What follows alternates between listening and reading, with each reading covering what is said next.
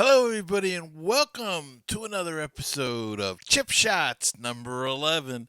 Hope everybody had a great week out there. Well, the PGA Tour finished their season and finished it with a slam bang with a great tournament at the Tour Championship. And when you're hot, you're hot. Patrick Cantlay shot a 1 under 69 to win the first event, the final event of the PGA Tour's FedEx Cup playoffs, and claim the season-long title, earning him the $15 million top prize.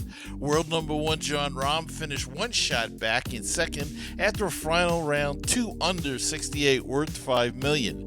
The win is Cantlay's sixth on the PGA Tour, second in as many weeks after he claimed the BMW Championship via a 6-hole playoff with Bryson DeChambeau. And keep in mind, that put him number one in FedEx Cup standing, so he started with the best. They have that staggered scoring.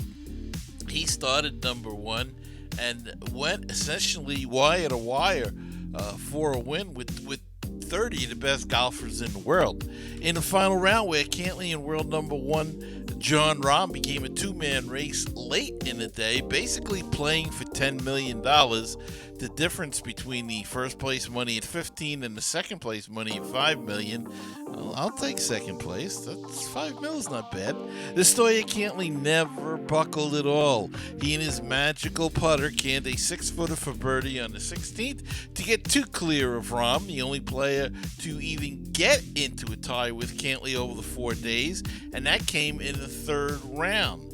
Then Cantlay dug deep to make another 6-footer, this one for bogey on the 17th to stay one shot ahead of Rahm. And on the 579-yard par 5 18th, Cantlay had to step up after Rahm rifled the mid-iron from 232 yards to just 18 feet past the hole in the fringe.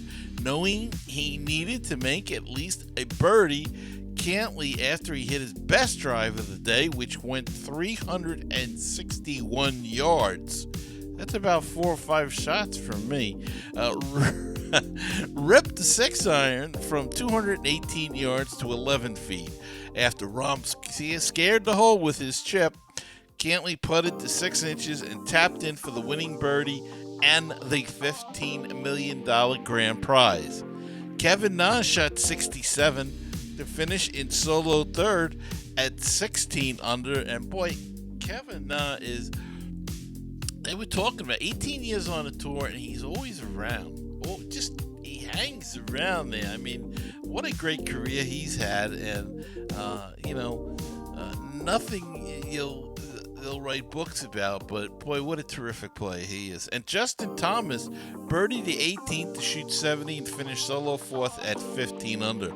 And I thought Thomas might be more of a threat in this, but he had a bit of an up and down week. He had some good days, some bad days, some good holes. He birdied like 3-4 holes in a row, I think, in the third round, and then bogeyed 2 holes. So his game is still not coming around, still a little inconsistent. But Justin Thomas is a really good play. I'm sure he'll get it back. It was good to see Jordan Spieth make the playoffs and played better during the course of the week. Let's see who else was in there that looked pretty good that we haven't heard from. Harris English continues to play pretty well, and just was an interesting tournament. Some guys that fell out of it, and we'll have a little word on Brooks Koepka later on. But Xander Schauffele had a great last round after coming off his big gold medal win in the Olympics. He's been struggling a little bit, but a lot of it's the travel back and forth. He went from where was it? Can't remember now, but went to Tokyo and then back and forth. And they can wear on you after a while. So these guys will be getting a needed rest for a couple of weeks before they start the 2021-2022 season. They have that wraparound season. And the Corn Ferry Tour had their final event, and Joseph Bramlett shot a pair of 65s over the weekend to win the Corn Ferry Tour Championship and earn full exempt status for the 2021-22 PGA Tour season. Also earning full status in the big leagues next season, Stephen Yeager, who finished number 1 in postseason points and standings, and he becomes one of the 25. Bramlett and Yeager also earned a spot in the 2022 Players Championship. Trey Mullenix, who had the solo lead after each of the first 3 rounds, fell short of going to wire win, but still earned a PGA card. And Trey Mullenix, we've heard before, he's been on the tour, so good to see him back. We forgot to put up some pictures of the winners. There's Patrick Cantlay and Joseph Bramlett. And then, of course, in the LPGA, they had the Solheim Cup. And once again, Europe made it 2 in a row over the Americans in the Solheim Cup, but it was not without some drama. Europe held a 9-7 lead heading into Monday singles matches and kept the momentum going by winning the first 3.5 points of the day. Leona Maguire struck first with a 5-4 win over Jennifer Kupcho. Madeline Sagström of Sweden then closed out Ali Ewing 3-2 to give the Europeans an 11-7 lead. Moments later, France's Celine Boutier knocked out Mina Hargray 5-4, giving the Europeans 12 points, too shy of the 14th they needed to retain the cup. Anna Nordqvist of Sweden, just 15 days removed from winning her 3rd major title at the AIG Women's British Open, earned a half point in her match against Lexi Thompson, making score 12.5 to 7.5. The U.S. finally got on the board when Nelly Korda defeated England's Georgia Hall 1-up, cutting the European lead to 12.5 to 8.5. Megan Kang then claimed a 3-2 win over Germany's Sophia Popov to cut the U.S. deficit to 13-10. Brittany Altamore then knocked out Spain's Carlota Segunda 2-1, tightening things even further to 13-11. Lizette Salas and Matilda Castron went to the 18th tied. Castron hit an amazing shot from the sand to set up a par putt, which she made to give the Europeans the crucial 14th point they needed to retain the cup. Katrina Matthew, who led Europe to 14 after the 13.5 win in 2019, makes it 2 wins in a row as captain of Team Europe. This is also the second time since the event started in 1990 that Europe won on U.S. soil. The first came in 2013 in Colorado. The 2023 matches will be held in Spain for the first time, just 1 week of the Ryder Cup's first ever stop in Rome. In 2024, the Solheim Cup returns to the U.S. while shifting back to even years. The dates and location will be announced at a later time. So, as I said, the Solheim Cup goes to Europe again, and the U.S. really lost it, I think, on the first day. I think it was 5.5, 2.5 at the end of the day, and they never really made up those 3 points. They just couldn't get it together. Didn't play well in the foursomes in the morning session. Afternoon session played a little bit better, but same thing on Saturday, though. Saturday afternoon had a bit of a comeback, and they were down 9-7 going into the singles. But that gap, that 3-point gap, that 2-point gap after Sunday, they just never could make that up. And thought they'd do a little bit better in the singles that they did, but it wasn't to be. So we move on, and something pretty interesting in the on the European tour,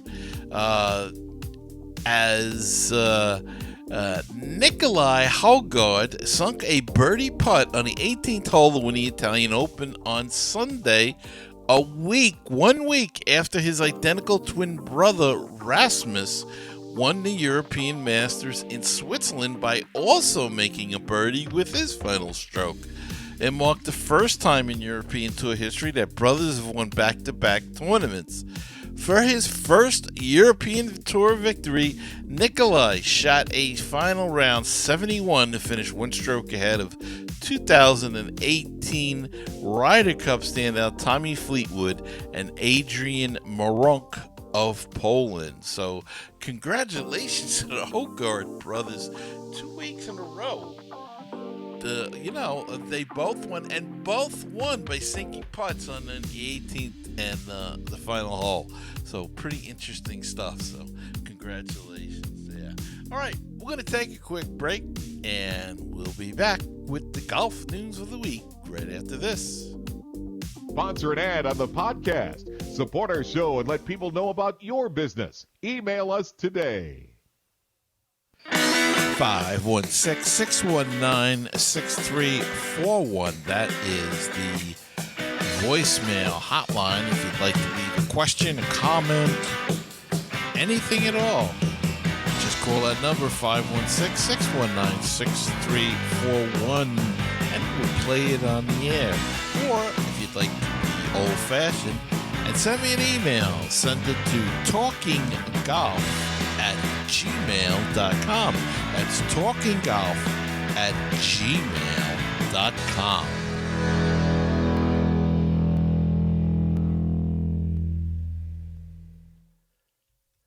It's time for the golf news of the week. And Brooks Koepka withdrew from the Tour Championship on Saturday after sustaining an injury to his left wrist when he hit a tree root on the 10th hole at East Lake Golf Club. He played 2 more holes before pulling out. Same wrist I had issues with in 17 and 18, so I'm just making sure it's all good, Koepka said. Now, how will this affect his Ryder Cup? He is set to be on the Ryder Cup team. We will have to see if he's injured bad enough. He may not be able to make that the team, or he may have pulled out of this tournament to make sure that it wasn't hurt badly and just tweaked a little, and he'll have a few weeks to rest. So far, nothing has been said about that. So hopefully he'll be ready to go on, September 23rd for the Ryder Cup. So fingers crossed on that one. He will add to the team. And Captain Steve Stricker of the U.S. Ryder Cup team announced Wednesday that Phil Mickelson and Fred Couples have been added to the team as vice captains. Mickelson and Couples join Davis Love III, Jim Furyk, and Zach Johnson, not shown, as Stricker's vice captains. So congratulations to Phil. This keeps his streak of being alive in Ryder Cup action, keeps that streak alive as he gets named to the management team, or however you want to call it, as a vice captain, the captain's team, I guess you would call it. And congratulations to Britain's Justin Rose. He was named the recipient of the PGA Tour's Payne Stewart Award last Wednesday, which honors a player for his character, sportsmanship, and a commitment to charity. Named after the 3-time winner, Payne Stewart, who died in a private plane crash in 1999, Rose received his award at a ceremony that took place in conjunction with the Tour Championship in Atlanta. So congratulations to Justin Rose. That's a big honor. I know these guys are very touched when they get named, receive that award, and it's a nice honor to show what how your fellow golfers feel about you. So congratulations to Justin Rose. All right, let's take another quickie break, and hey, before we do that, let me remind you, if you're watching on YouTube, please hit that subscribe button and hit that little bell, and that'll inform you of any further episode whenever episode is released. So just hit that and give us a like. Slap that like button. Smash it right down there, and that helps us as well. All right, let's take a break and be back after this. Sponsor an ad on the podcast. Support our show and let people know about your business. Email us today. 516-619-6341. That is the voicemail hotline if you'd like to leave a question, a comment, anything at all. Just call that number, 516-619-6341, and we'll play it on the air. Or if you'd like to be old-fashioned and send me an email, send it to talkinggolf@gmail.com. That's talkinggolf@gmail.com.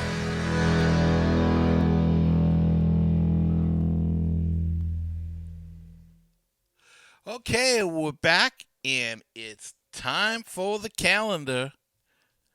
And next week, the calendar is pretty thin. As we said, the PGA Tour is off. They are completed for the time being. And the Champions Tour will be playing, though. They are playing the Ascension Charity Classic. The LPGA is off as they travel to their next stop, which will be the Cambia Portland Classic. But they're off this week. And the European Tour is playing the BMW PGA Championship. So that is the calendar for this week coming up. And that's it for this show. That's going to wrap it up for this week's show. I hope you enjoyed it, and I want to thank you all for listening. And don't forget again to subscribe on iTunes, Anchor, Spotify, Breaker, Castbox, Google Podcasts, Overcast, Pocket Cast, Radio Public, YouTube, wherever you listen or watch the podcast. Yes, it's also a video version. Hit that subscribe button. That helps me grow the show and expand to new listeners.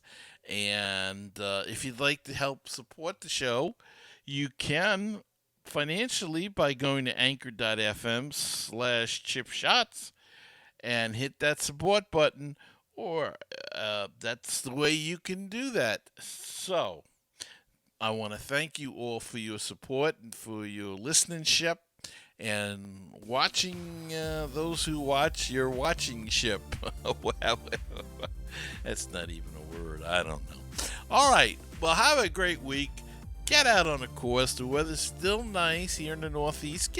Gonna get a little cooler, but still trying to heal up to get out there. But maybe springtime. We'll see. Got to start swinging the club slow. And until next time, remember, as you walk down the fairway of life, you must smell the roses, for you only get to play one round. I will see you again the next time on another edition of Chip Shots.